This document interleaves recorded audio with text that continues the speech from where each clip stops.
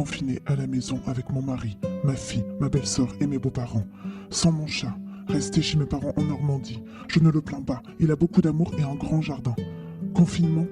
Oui, nous y sommes. Mardi 17 mars.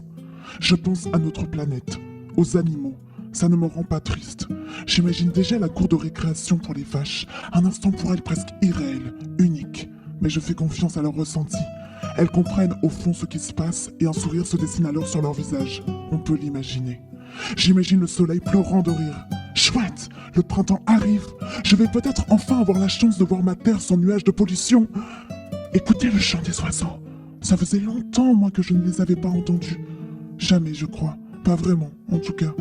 En confinement, les sens se développent plus vite, non?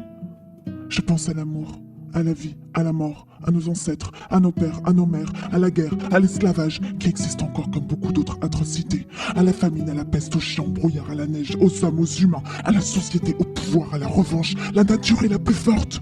Oui, merci.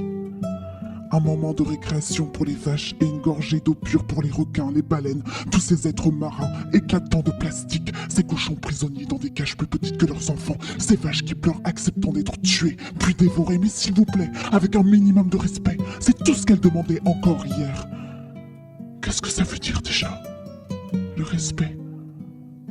Je pense à nos discussions, nos débats, notre perversité à se sentir le plus fort, le plus intelligent, le moins raciste, le plus généreux mais le moins chanceux malgré tout, le plus triste, le plus pessimiste, car c'est dur quand même la vie et c'est difficile de dire la joie, de se dire heureux, peur d'être jugé, je le suis alors tu l'es aussi.